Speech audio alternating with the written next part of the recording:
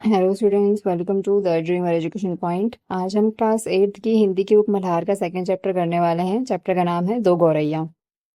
तो चैप्टर को स्टार्ट करने से पहले एक बार लेखक के बारे में जान लेते हैं, उसके बाद हम अपना चैप्टर जो है वो स्टार्ट करेंगे। तो हमारा जो ये चैप्टर है, इसे लिखा है भीष्म साहनी जी ने। भीष्म साहनी हिंदी साहित्य के बहुमुखी प्रतिभा के लेखक थे। बहुमुखी वो होते हैं जो कि किसी एक ही फील्ड में ना लिखकर डिफरेंट डिफरेंट फील्ड में लिखा करते हैं। ठीक है, यानी उनके हर कहानी में आपको कुछ अलग जो है थीम दिखाई देगा। उन्होंने अपनी कहानी में देश विभाजन और मानव मूल्यों की मार्मिक अभिव्यक्ति की है। उनके प्रसिद्ध उपन्यास तमस पर उन्हें साहित्य अकादमी पुरस्कार दिया गया था। यानी कि उनकी जो कहानियां हैं, उन्होंने देश विभाजन, जैसे जो इंडिया और पाकिस्तान का पार्टीशन हुआ है, उसके ऊपर कहानी लिखी है। जो हमारे मानवीय मूल्य होते हैं, जैसे कि अहिंसा, सत्य बोलना, ठीक है, तो इनके ऊपर भी उन्होंने बहुत सारी, इन्हीं थीम के ऊपर उन्होंने कहानी लिखी है। उनका एक उपन्यास है जिसका नाम है तमस। तो इस उपन्यास के लिए उनको साहित्य अकादमी पुरस्कार दिया गया है। भारत सरकार की तरफ से ये पुरस्कार दिया जाता है। साहित्य में उनके योगदान के लिए उन्हें भारत सरकार ने पद्म भूषण से अलंकृत किया। बच्चों के लिए उन्होंने गुलेल का खेल आदि कई कहानियां लिखी हैं। तो उनका साहित्य में, यानी कि जो लिटरेचर है, उसमें बहुत अच्छा लिखा है उन्होंने। तो उनको भारत सरकार ने पद्म भूषण से अलंकृत किया, यानी कि उनको पद्म भूषण वाला जो हमारा पुरस्कार होता है वो उनको मिला है। और इन्होंने गुलेल का खेल नाम की कहानियां लिखी हैं जो बच्चों पे आधारित हैं। और मैं आपको बता दूं, ये जो आपको यहाँ पे पिक्चर दिख रही है, ये एक स्टैम्प है। ठीक है, पोस्ट, जो हमारी डाक सेवा है, वो पोस्ट रिलीज करती है। तो ये उनके सम्मान में पोस्ट रिलीज करी गई थी 31 मई 2017 को। तो 31 मई 2017 को ये पोस्ट जो है रिलीज की गई थी, जो हमारे भीष्म साहनी जी हैं उनके सम्मान में। तो ये दो गौरैया बहुत ही अच्छा और अच्छा चैप्टर है, इमोशनल चैप्टर है। आपको मजा आएगा चैप्टर पढ़ के। चलिए चैप्टर स्टार्ट करते हैं। घर में हम तीन ही व्यक्ति रहते हैं, माँ, पिताजी और मैं। यानी कहानी के अंदर सिर्फ तीन ही कैरेक्टर हैं। तो एक माँ है, एक पिताजी है और एक बच्चा है जो इस कहानी को सुना रहा है। यहाँ पिक्चर में देख सकते हैं, यहाँ पे ये पिताजी हैं, ये माँ है और ये बच्चा है जो हमें कहानी सुना रहा है। तो हम पूरी कहानी इस बच्चे के पॉइंट ऑफ व्यू से ही पढ़ेंगे और समझेंगे। पर पिताजी कहते हैं कि यह घर सराय बना हुआ है। हम तो जैसे यहाँ मेहमान हैं, घर के मालिक तो कोई दूसरे ही हैं। तो बच्चा क्या कह रहा है कि जो उसके पिताजी हैं वो कहते हैं कि ये घर सराय है। सराय वो जगह होती है जहाँ पे हम परमानेंटली नहीं रहते, लेकिन हम थोड़े दिन के लिए आराम करने के लिए या रुकने के लिए जाते हैं। तो उस जगह को सराय कहा जाता है। तो पिताजी अपने घर को सराय कहते हैं और वो कहते हैं कि ये घर हमारा नहीं है, ये घर के मालिक कोई और ही है। आंगन में आम का पेड़ है, तरह तरह के पक्षी उस पर डेरा डाले रहते हैं। जो भी पक्षी पहाड़ियों घाटियों पर से उड़ता हुआ दिल्ली पहुंचता है, पिताजी कहते हैं कि वहीं सीधा हमारे घर पहुंच जाता है, जैसे हमारे घर का पता लिखवा कर लाया हो। तो यहाँ पे आप देख सकते हैं, पिक्चर में आपको दिखाई भी दे रहा है, ये आम का पेड़ है और उसमें आम लगे हुए हैं। और वहीं पे ही जो उनका आम का पेड़ है, उस पर तरह तरह के पक्षी डेरा डाले रखते हैं। तो हम यहाँ देख सकते हैं, यहाँ पे पैरेट्स हैं, ठीक है, यहाँ पे देखिए गिलहरी है, यहाँ पे चिड़िया है। तो जो आम का पेड़ है वो अच्छी खासी चिड़ियों का घर है वहाँ पे। और पिताजी क्या बोलते हैं, पिताजी कह रहे हैं कि जो भी पक्षी घाटियों से, यानी पहाड़ों से जो भी पक्षी उड़ के आता है, ऐसा लग रहा है किसी ने उसको हमारे घर का पता दे दिया है, तो वो सीधा हमारे घर पे ही पहुंचते हैं। यहाँ कभी तोते पहुंच जाते हैं, तो कभी कौवे और कभी तरह तरह की गौरैया। वह शोर मचता है कि कानों के पर्दे फट जाएं, पर लोग कहते हैं पक्षी गा रहे हैं। तो यहाँ पे क्या कह रहे हैं कि जो कभी तोते आ जाते हैं, कभी कौवे आ जाते हैं, कभी गौरैया आ जाती है, बहुत शोर मचता है। कि बहुत ज्यादा शोर मच जाता है। और जबकि पिताजी क्या कह रहे हैं कि हम पक्षी जो है वो गाना गा रहे हैं। घर के अंदर भी यही हाल है, बीसियों तो चूहे बसते हैं। घर में क्या है, पक्षी भी हैं, कौवे भी हैं, गौरैया भी है, उसके साथ चूहे भी रहते हैं। रात भर एक कमरे से दूसरे कमरे में चूहे जो है भागते रहते हैं, धमा चौकड़ी मचती है। वह धमा चौकड़ी मचती है कि हम लोग ठीक तरह से सो भी नहीं पाते। बर्तन गिरते हैं, डिब्बे खुलते हैं, प्याले टूटते हैं। तो जो चूहे हैं वो जब रात में इधर से उधर भागते हैं, तो कभी उनसे बर्तन गिर जाते हैं, कभी डब्बे खुल जाते हैं, प्याले टूट जाते हैं। तो इस तरीके की चीजें जो है वो घर में होती रहती हैं और घर वाले इससे परेशान हैं। एक चूहा अंगीठी के पीछे बैठना पसंद करता है, शायद बूढ़ा है, उसे सर्दी बहुत लगती है। और एक जो चूहा है वो अंगीठी के पीछे बैठा है। तो बच्चा कह रहा है कि हो सकता है कि वो बूढ़ा होगा, इसलिए वो अंगीठी के पीछे बैठता है। एक दूसरा है जिसे बाथरूम की टंकी पर चढ़कर बैठना पसंद है, शायद उसे गर्मी बहुत लगती है। बिल्ली हमारे घर में रहती तो नहीं, मगर उसे भी घर पसंद है और वह कभी कभी झांक जाती है। तो एक चूहा है जो कि अंगीठी के पीछे रहता है, और एक दूसरा चूहा है जो कि बाथरूम की टंकी है ना उसके ऊपर चढ़कर बैठना पसंद करता है, तो शायद उसको गर्मी लगती होगी। बिल्ली घर के अंदर रहती तो नहीं है, आप यहाँ देख सकते हैं, यहाँ पे बिल्ली बनी हुई है। तो बिल्ली घर में रहती नहीं है, लेकिन बिल्ली कभी कभी घर में झांक जाती है, आके देख के चली जाती है। मन आया तो अंदर आकर दूध पी गई, ना मन आया तो बाहर से ही फिर आऊंगी कहकर चली जाती। तो जो बिल्ली है वो क्या करती है, कभी कभी आके दूध पी जाती है, और जब अंदर नहीं आती तो बस म्याऊं बोल के चली जाती है। और म्याऊं को बच्चे ने कुछ इस तरीके से बोला है कि वो ऐसा बोल रही है कि फिर आऊंगी। शाम पड़ते ही दो तीन चमगादड़ कमरे के आर पार पर फैलाए कसरत करने लगते हैं। घर में कबूतर भी हैं, दिन भर गुटरुगु का संगीत सुनाई देता रहता है। तो यहाँ पे हमने पढ़ लिया कि दो तीन चमगादड़ भी हैं कमरे के अंदर, है ना, कबूतर भी आते हैं वहां पे, गुटरुगु की आवाज निकालते रहते हैं। इतने पर ही बस नहीं, घर में छिपकलियां भी हैं और बर्रे भी हैं। बर्रे होते हैं जो पीले वाले बड़े बड़े है ना, मधुमक्खी, तो जो मधुमक्खी डंक मारती है उसी के ही कैटेगरी में बड़े बड़े येलो कलर के भी होते हैं, उन्हें हम बर्रे कहते हैं। और चींटियों की तो जैसे फौज ही छावनी डाले हुए हैं, और वहां पे चींटियां बहुत सारी हैं, बर्रे भी हैं, चींटियां भी हैं, छिपकलियां भी हैं। तो अच्छे खासी क्वांटिटी में जीव जंतु जो हैं वो राइटर के घर में हैं, इस बच्चे के घर में ये सारे जीव जंतु रहते हैं। अब एक दिन दो गौरैया सीधी अंदर घुस आई। अब कहानी ही दो गौरैया है, तो यहाँ पे अब उनकी बात कर रहे हैं। अब एक दिन दो गौरैया सीधी घर घुस आई और बिना पूछे उड़ उड़कर मकान देखने लगी। पिताजी कहने लगे कि मकान का निरीक्षण कर रही हैं कि उनके रहने योग्य है या नहीं। तो एक दिन दो गौरैया कमरे के अंदर घुस गई और पूरे कमरे को घूम घूम के देखने लगी। तो पिताजी ने क्या कहा कि ये अभी हमारे घर को देख रही हैं कि ये घर रहने लायक है कि नहीं। कभी वे किसी रोशनदान पर जा बैठती तो कभी खिड़की पर, फिर जैसे आई थी वैसे ही उड़ गई। पर 2 दिन बाद हमने क्या देखा कि बैठक की छत में लगे पंखे के गोले में उन्होंने अपना बिछावन बिछा लिया है। यानी कि जो चिड़िया आई थी 2 दिन बाद, उन्होंने जो बैठक यानी कि जो ड्राइंग रूम होता है उसके पंखे के ऊपर अपना घोंसला बना लिया और सामान भी ले आई, और मजे से दोनों बैठी गाना गा रही हैं। जाहिर है उन्हें घर पसंद आ गया था। तो दोनों चिड़िया ने अपना घोंसला कहाँ बनाया, तो उन्होंने पंखे के ऊपर, बैठक वाले कमरे में पंखे के ऊपर के गोले में उन्होंने अपना घोंसला बना लिया। माँ और पिताजी दोनों सोफे पर बैठे उनकी ओर देखे जा रहे थे।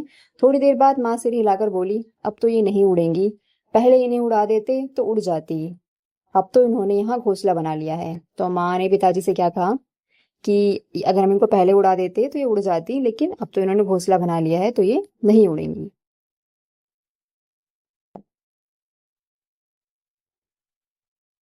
इस पर पिताजी को गुस्सा आ गया। वह उठ खड़े हुए और बोले, देखता हूँ ये कैसे यहाँ रहती हैं। गौरैया मेरे आगे क्या चीज है, मैं भी निकाल बाहर करता हूँ। तो पिताजी जो हैं उन्होंने क्या सोचा कि माँ ऐसे कैसे बोल रहे हैं कि ये पहले उड़ा देते तो उड़ जाती, अब तो उड़ेंगी नहीं। तो उनको थोड़ा सा अहंकार में उन्होंने कहा कि मैं इनको उड़ाऊंगा और मैं अभी इनको बाहर निकाल देता हूँ। छोड़ो जी, चूहों को तो निकाल नहीं पाए, अब चिड़ियों को निकालेंगे, माँ ने व्यंग्य किया। व्यंग का मतलब होता है यहाँ पे ताना मारना, ठीक है। तो जो माँ है उन्होंने क्या बोला कि तुम चूहों को तो निकाल नहीं पाए, अब तुम चिड़ियों को कैसे निकालोगे। माँ कोई बात व्यंग से कहे तो पिताजी उबल पड़ते हैं। वह समझते हैं कि माँ उनका मजाक उड़ा रही है। वह फौरन उठ खड़े हुए और पंखे के नीचे जाकर जोर से ताली बजाई और मुझसे शाशु कहा, बाहें झुलाई, फिर खड़े खड़े कूदने लगे। कभी बाहें झुलाते कभी शाशु करते। तो पिताजी ने क्या किया, सबसे पहले कि वो एकदम खड़े हुए और वो कूद कूद के पंखे की तरफ अपने हाथों से ताली बजाने लगे और मुंह से आवाजें निकालने लगे। उनको लगा कि इससे चिड़िया डर जाएगी और वहां से भाग जाएगी। गौरैयों ने घोंसले में से सिर निकालकर नीचे की ओर झांक कर देखा और दोनों एक साथ चींची करने लगी और माँ खिलखिलाकर हंसने लगी। तो गौरैयों ने क्या किया, जब पिताजी इस तरह की हरकत कर रहे थे कि कूद कूद के तालियां बजा रहे थे, तो दोनों गौरैया ने घोंसले में से निकल के नीचे की तरफ देखा तो पिताजी उछलते हुए दिखाई दिए उनको। तो माँ इसी बात पर हंसने लग गई। पिताजी को गुस्सा आ गया, इसमें हंसने की क्या बात है। तो पिताजी गुस्से में बोले कि भाई इसमें हंसने की क्या बात है। माँ को ऐसे मौकों पर हमेशा मजाक सूझता है। हंसकर बोली, चिड़िया एक दूसरे से पूछ रही हैं कि यह आदमी कौन है और क्यों नाच रहा है। तो उन्होंने, वो बेचारे वैसे गुस्से में थे, उन्होंने और गुस्सा दिलाते हुए बोल दिया कि चिड़िया भी एक दूसरे से क्या पूछ रही होंगी कि आदमी क्यों नाच रहा है, ये है कौन और नाच क्यों रहा है। तब पिताजी को और भी ज्यादा गुस्सा आ गया और वह पहले से भी ज्यादा ऊंचा कूदने लगे। गौरैया घोंसले में से निकलकर दूसरे पंखे के डैने पर जा बैठी। उन्हें पिताजी का नाचना जैसे पसंद आ रहा था। माँ फिर हंसने लगी, ये निकलेंगी नहीं जी, अब इन्होंने अंडे दे दिए होंगे। तो जब पिताजी ने और जोर जोर से उछलना शुरू किया तो जो चिड़िया है वो जो गोल होता है ना, गोल वाला हिस्सा, ये देखिए जैसे कि ये डैने होते हैं, ये है ना, इसे डैने कहते हैं। जो हम कहते हैं कि हाँ ये उसकी पंखे की पत्तियां हैं। तो चिड़िया यहाँ से निकलकर यहाँ बैठ गई और अब वो पिताजी को आराम से उछलते हुए नीचे देख रही हैं। चलिए आगे देखते हैं। निकलेंगे कैसे नहीं, पिताजी बोले और बाहर से लाठी उठा लाए। इसी बीच गौरैया फिर घोंसले में जा बैठी। उन्होंने लाठी ऊंची उठाकर पंखे के गोल को ठकोरा। चींची करती गौरैया उड़कर पर्दे के डंडे पर जा बैठी। तो उन्होंने क्या किया, अब उन्होंने डंडे से जो डंडा वो लेकर आए थे, लाठी जो वो लेकर आए थे, उसे उन्होंने हल्का हल्का घोंसले के ऊपर उसको हल्का सा हिलाया। इतनी तकलीफ करने की क्या जरूरत थी, पंखा चला देते तो ये उड़ जाती, माँ ने हंसकर कहा। तो माँ ने यहाँ पे भी कहा कि तुम लाठी लेकर आए हो चिड़िया को उड़ाने के लिए, पंखा चला देते, पंखा अपने आप घूमता और ये चिड़िया जो है यहाँ से उड़ जाती। पिताजी लाठी उठाए पर्दे के डंडे की ओर लपके। एक गौरैया उड़कर किचन के दरवाजे पर जा बैठी, दूसरी सीढ़ियों वाले दरवाजे पर। तो पिताजी लाठी लेकर आए और अब वो क्या कर रहे हैं, जो चिड़िया जहां जहां बैठ रही है वहां वहां से उसको उड़ा रहे हैं। तो जाके उन्होंने पहले पर्दे की तरफ जाके वो उन्होंने चिड़िया को उड़ाया, फिर चिड़िया वहां से उड़कर कहाँ चली गई, वो गौरैया वहां से उड़कर दरवाजे किचन के दरवाजे पर जाकर बैठ गई और दूसरी जो चिड़िया थी वो सीढ़ियों पर बैठ गई। माँ फिर हंस दी। तुम तो बड़े समझदार हो जी, सभी दरवाजे खुले हैं और तुम गौरैया को बाहर निकाल रहे हो। एक दरवाजा खुला छोड़ दो, बाकी दरवाजे बंद कर दो, तभी ये निकलेंगी। तो माँ ने यहाँ से कहा, क्या कहा कि अगर आप सारे दरवाजे खुले रखेंगे तो चिड़िया एक दरवाजे से निकल के दूसरे से वापस आ जाएगी। तो आप एक काम करिए, सारे दरवाजे बंद कर दीजिए, सिर्फ एक दरवाजा खोलिए। अब पिताजी ने मुझे झिड़कर कहा, तू खड़ा क्या देख रहा है, जा दोनों दरवाजे बंद कर दे। अब पिताजी ने बच्चे से कहा कि तुम जाके सारे दरवाजे बंद कर दो।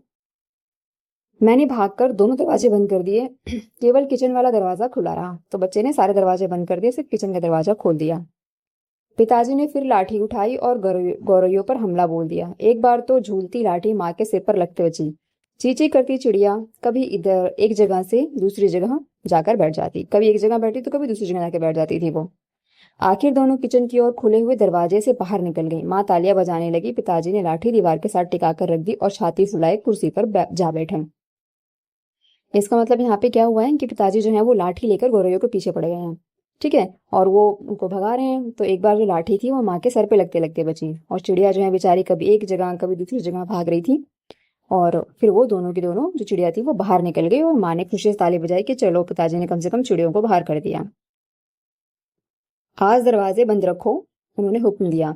एक दिन अंदर नहीं घुस पाएगी तो घर छोड़ देगी। तो पिताजी ने क्या कहा, उन्होंने कहा बच्चे से कि आज दरवाजे बंद रखो, खोलना मत। अगर एक दिन तक चिड़िया अंदर नहीं आ पाएगी तो वो अपना घर छोड़ देगी। तभी पंखे के ऊपर से ची ची की आवाज सुनाई पड़ी और माँ खिलखिलाकर हंस दी। मैंने सिर उठाकर ऊपर की ओर देखा, दोनों गौरैया फिर से अपने घोंसले में मौजूद थी। यानी कि इनको लग रहा था कि वो दोनों गौरैया वहां से चली गई हैं, लेकिन थोड़ी देर बाद वहां से वापस पंखे जहाँ पे उनका घोंसला था वहां से आवाज आई। तो उन्होंने देखा तो दोनों चिड़िया वहीं पे बैठी हुई थी। दरवाजे के नीचे से आ गई है, माँ बोली। तो माँ ने क्या कहा कि अब की बार ये चिड़िया दरवाजे के नीचे से आ गई हैं। मैंने दरवाजे के नीचे देखा, सचमुच दरवाजे के नीचे थोड़ी थोड़ी जगह खाली थी। पिताजी को फिर गुस्सा आ गया। माँ मदद तो करती नहीं थी, बैठी हंसी जा रही थी। यानी कि पिताजी को गुस्सा इस बात पे आ रहा था कि वो चिड़िया तो भगा ही नहीं पा रहे थे और उल्टा जो उनकी वाइफ है यानी कि जो बच्चे की माँ है वो हंस रही हैं, तो वो लग रहा है कि वो उनका मजाक उड़ा रही हैं। अब तो पिताजी गौरैया पर पिल पड़े। उन्होंने दरवाजे के नीचे कपड़े ठूस दिए ताकि कहीं कोई छेद बचा न रह जाए और फिर लाठी झुलाते हुए उन पर टूट पड़े। चिड़िया ची ची करती फिर बाहर निकल गई, पर थोड़ी देर बाद वे फिर कमरे में मौजूद थी। अब की बार वे रोशनदान से आ गई थी जिसका एक शीशा टूटा हुआ था। तो पिताजी ने क्या किया, पहले तो जहां दरवाजे के नीचे से वो चिड़िया आई थी वहां पे कपड़ा लगा दिया पूरा ताकि वहां से जगह कोई खाली ना हो। और फिर उन्होंने चिड़िया को भगाया तो चिड़िया बाहर तो निकल गई, लेकिन थोड़ी देर बाद वो फिर कमरे में आ गई और अब की बार वो रोशनदान से कमरे में आ गई थी। देखो जी, चिड़ियों को मत निकालो, माँ ने अब की बार गंभीरता से कहा। अब तो उन्होंने अंडे भी दे दिए होंगे, अब ये वहां से नहीं जाएंगी। अब वो यहाँ से नहीं जाएंगी, इसका मतलब कि अब माँ थोड़ी सी सीरियस हो गई हैं कि अब वो जब पिताजी को उन्होंने देखा कि ज्यादा गुस्सा हो रहे हैं तो उन्होंने कहा कि अब तुम इन्हें मत निकालो, इन्होंने अंडे दे दिए होंगे, अब ये नहीं जाएंगी। क्या मतलब, मैं कालीन बर्बाद करवा लूं? इसका मतलब कालीन का जो आपको पता है कारपेट बिछा होता है, तो उनके घर में नीचे कारपेट बिछा हुआ है और ऊपर पंखा है, यानी कि जो पंखे में जो चिड़िया रह रही हैं वो जो भी वेस्ट वहां से ड्रॉप करेंगे वो सब नीचे कालीन पे गिरेगा और कालीन गंदा हो जाएगा। तो इसीलिए पिताजी कह रहे हैं कि मैं कालीन गंदा बर्बाद करवा लूं।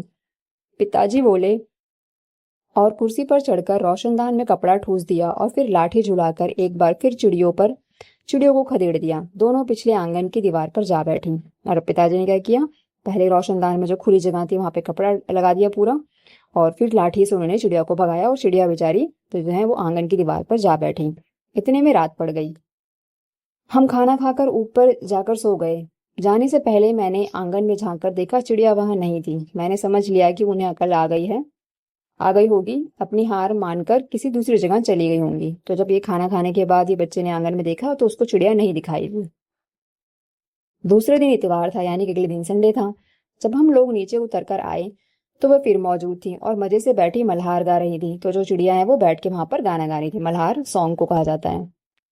पिताजी ने फिर लाठी उठा ली और उस दिन उन्हें गौरैयों को बाहर निकालने में बहुत देर नहीं लगी। अब तो रोज यही कुछ होने लगा। दिन में तो वे बाहर निकल जाती, पर रात के वक्त जब हम सो रहे होते तो ना जाने किस रास्ते से अंदर घुस आती। पिताजी परेशान हो उठे। आखिर कोई कहाँ तक लाठी चला सकता है? पिताजी बार बार कहें, मैं हार मानने वाला आदमी नहीं हूँ। पर आखिर वह भी तंग आ गए। आखिर जब उनकी सहनशीलता चूक गई तो वह कहने लगे, मैं गौरैयों का घोंसला गौरैयों का घोंसला नोच कर निकाल देंगे। और वह फौरन ही बाहर से एक स्टूल उठा लाए। तो अब यहाँ पे जो पिताजी हैं वो थोड़े से एंग्री हो गए हैं, गुस्सा मतलब अलग वाला गुस्सा हो गए हैं कि अब वो घोंसला तक तोड़ने के लिए रेडी हो गए हैं कि अब मैं इनका, अगर ये चिड़िया ऐसे नहीं जाएंगे तो मैं इनका घोंसला तोड़ दूंगा। और वो जाके बाहर से स्टूल उठा के लेकर आ गए। घोंसला तोड़ना कठिन काम नहीं था। उन्होंने पंखे के नीचे फर्श पर स्टूल रखा और लाठी लेकर स्टूल पर चढ़ गए। किसी को सचमुच बाहर निकालना हो तो उसका घर तोड़ देना चाहिए, उन्होंने गुस्से में कहा। और उन्होंने क्या किया, पंखे के नीचे उन्होंने स्टूल लगाया, स्टूल के ऊपर वो चढ़ गए लाठी लेकर। और उन्होंने क्या बोला कि अगर किसी को घर से बाहर निकालना हो ना तो उसका घोंसला तोड़ दो, क्योंकि घर बहुत इंपॉर्टेंट है ना। अगर हमारा घर ही नहीं रहेगा तो हम कहाँ रहेंगे। तो इसी तरह की वो चिड़िया का घोंसला तोड़ने की बात कर रहे थे। ना उनका घोंसला वहां पे रहेगा, ना वो वहां पे आएंगी। घोंसले में से अनेक तिनके बाहर की ओर लटक रहे थे। गौरैया ने सजावट के लिए मानो झालर टांग रखी हो। पिताजी ने लाठी का सिरा सूखी घास के तिनकों पर जमाया और दाईं ओर की ओर खींचा। दो तिनके घोंसले में से अलग हो गए और फर्राते हुए नीचे उतरने लगे। तो अब पिताजी क्या कर रहे हैं, उनका जो घोंसले में से थोड़े थोड़े धागे लटके हुए हैं ना, तिनके लटके हुए हैं, वो धीरे धीरे उनको निकाल रहे हैं। चलो, दो तिनके तो निकल गए, माँ हंसकर बोली। अब बाकी 2000 भी निकल जाएंगे। तो जो बच्चे की मम्मी है वो और भी मजाक उड़ा रही है। उन्होंने कहा कि अभी तक इन्होंने सिर्फ 2 ही तिनके निकाले हैं, पता नहीं इनको पूरे तिनके निकालने में कितना टाइम लगेगा। तभी मैंने बाहर आंगन की ओर देखा। मुझे दोनों गौरैया नजर आई। दोनों चुपचाप दीवार पर बैठी थी। इस बीच दोनों कुछ दुबला गई थी, कुछ कुछ काली पड़ गई थी। अब वे चहक भी नहीं रही थी। तो इस बच्चे ने क्या देखा कि दोनों जो चिड़िया है वो आंगन की जो दीवार है वहां बैठी हुई है। वैसे चिड़िया बहुत चहकती थी, हमेशा चींची करती रहती थी, पर आज वो दोनों दीवार पर चुपचाप बैठी हुई थी। और वो बहुत चिड़िया ना दुबली हो गई थी, दोनों मतलब पतली हो गई थी। उनका रंग काला पड़ गया था, अब वो चहक भी नहीं रही थी, यानी बस वो वहां पे बैठकर अपने घोंसले को टूटता हुआ देख रही थी। अब पिताजी लाठी का सिरा घास के तिनकों के ऊपर रखकर वहीं रखे रखे घुमाने लगे। इससे घोंसले के लंबे लंबे तिनके लाठी के सिरे के साथ लिपटने लगे। वह लिपटते गए और घोंसला लाठी के इर्द गिर्द खिसता चला आने लगा। यानी यहाँ पे क्या हुआ कि पिताजी धीरे धीरे लाठी में घुमा घुमा कर जो सारे तिनके थे, जो उनका घोंसला था, वो धीरे धीरे तोड़ने लगे। फिर वह खींच खींच कर लाठी के सिरे के इर्द गिर्द लपेटा जाने लगा। सूखी घास और रूही के फाहे, धागे और थिगलियां लाठी के सिरे पर लिपटने लगी। तो ये सब वो चीजें हैं जिससे कि चिड़िया ने घोंसला बनाया था, और वो सब जो है वो डंडी के ऊपर लिपटता चला गया। तभी सहसा जोर की आवाज आई, ची ची ची ची। पिताजी के हाथ ठिठक गए। यह क्या क्या गौरैया लौट आई? मैंने झट से बाहर की ओर देखा। नहीं, दोनों गौरैया बाहर दीवार पर गुमसुम बैठी थी। तो यहाँ पे क्या हुआ कि पिताजी जब उनका घोंसले को तोड़ रहे थे तभी उनको चींची की आवाज सुनाई दी और पिताजी का हाथ एकदम से रुक गया। और जब बच्चे ने ऊपर देखा कि कहाँ पे वहां पे मतलब चिड़िया तो वापस नहीं आ गई है, लेकिन चिड़िया तो दीवार पे ही बैठी हुई थी। ची ची ची ची, फिर आवाज आई। मैंने ऊपर देखा। पंखे के गोले के ऊपर से नन्ही नन्ही गौरैया सिर निकाले नीचे की ओर देख रही थी और ची ची किए जा रही थी। अभी भी पिताजी के हाथ में लाठी थी और उस पर लपेटा घोंसले का बहुत सा हिस्सा था। नन्ही नन्ही 2 गौरैया वे अभी भी झांके जा रही थी और चींची करके मानो अपना परिचय दे रही हो कि हम आ गई हैं, हमारे माँ बाप कहाँ हैं। तो इसका मतलब यहाँ पे ये है कि चिड़िया जो है, जो दोनों चिड़िया थी, उनके घोंसले के अंदर 2 छोटे-छोटे बच्चे थे और ये जो चींची की आवाज़ है वो 2 ही छोटे-छोटे बच्चे जो हैं वो निकाल रहे थे और ऐसा लग रहा था कि वो बोल रहे हों कि हाँ, हम यहाँ पर हैं और हमारे माँ-बाप कहाँ हैं। मैं अवाक उनकी ओर देखता रहा। फिर मैंने देखा पिताजी स्टूल पर से नीचे उतर आए और घोंसले के तिनकों में से लाठी निकालकर उन्होंने लाठी को एक और रख दिया और चुपचाप कुर्सी पर आकर बैठ गए। तो पिताजी, अब बच्चा क्या देखता है कि पिताजी अब का गुस्सा बिल्कुल खत्म हो चुका है। वो लाठी पे से उतरे, सॉरी स्टूल पे से उतरे। उन्होंने लाठी जो है वो उसमें से घोंसले के तिनकों को निकाला, लाठी को उन्होंने अलग कहीं पे रख दिया और आगे चुपचाप कुर्सी पर बैठ गए। इस बीच माँ कुर्सी पर से उठी, सभी दरवाजे खोल दिए। तो माँ ने क्या किया, वो कुर्सी पे से उठी और उन्होंने सारे दरवाजे खोल दिए क्योंकि अब वो चिड़िया को अंदर आने से रोकना नहीं चाहते थे। नन्ही चिड़िया अभी भी हाफ हाफ कर चिल्लाए जा रही थी और अपने माँ बाप को बुला रही थी। उनके माँ बाप झट से उड़कर अंदर आ गए और ची ची करते उनसे जा मिले और उनकी नन्ही नन्ही चोंचों में चुग्गा डालने लगे। चुग्गा का मतलब होता है खाना। माँ, पिताजी और मैं उनकी ओर देखते रह गए। कमरे में फिर से शोर होने लगा था, पर अब की बार पिताजी उनकी ओर देख देख कर केवल मुस्कुरा रहे थे। तो जो पिताजी अभी थोड़ी देर पहले घोंसला तोड़ने वाले थे, जब उन्होंने उन छोटे छोटे बच्चों को उनकी आवाज़ सुनी तो उनके हाथ रुक गए और उनका मन जो है, उनका जो हृदय है वो बदल गया और उन्होंने उनके घोंसले को नहीं तोड़ा और अब वही जो शोर था वो उन्हें अब अच्छा, जो एक संगीत होता है वैसा लग रहा था और वो उन बच्चों को, उन छोटे छोटे चिड़ियों के बच्चों को देखकर अब मुस्कुरा रहे थे। तो ये कहानी थी भीष्म साहनी जी के द्वारा लिखी दो गौरैया। होपफुली आपको कहानी समझ में आई होगी। आसान कहानी है, अच्छी कहानी है और हमें इस कहानी से बहुत सी चीज़ें सीखने को मिलती हैं, जैसे कि परिवार का महत्व। इतना भगाने के बाद भी जो चिड़िया है वो अपने घोंसले को छोड़कर, अपने बच्चों को छोड़कर नहीं गई, जिससे हमें पता चलता है कि परिवार का जीवन में महत्व होता है। जो जानवर होते हैं उनके लिए भी परिवार का बहुत ज़्यादा महत्व होता है। तो होपफुली आपको कहानी पसंद आई होगी। इसकी सीख आपने जो है अपने जीवन में आप अप्लाई कीजिए। अपना ध्यान रखिए और नेक्स्ट टाइम मैं एक और अच्छी चैप्टर के साथ वापस आऊँगी। Thank you so much for watching.